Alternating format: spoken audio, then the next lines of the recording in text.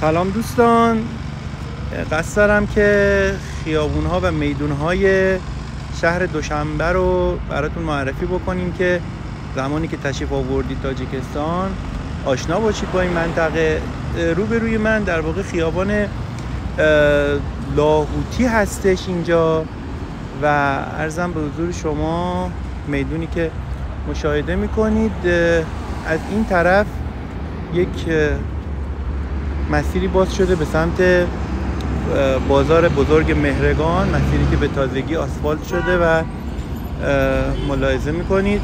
همینطور میریم جلو و حالا میبینیم بچه‌هایی که از مدارس میان و در چهارراه بهتون نشون میدم. در ادامه هم ملاحظه میکنید که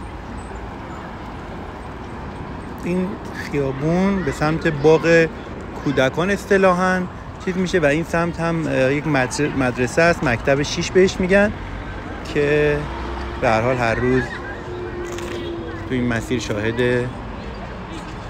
این ترافیک و این رفت آمدا هستیم.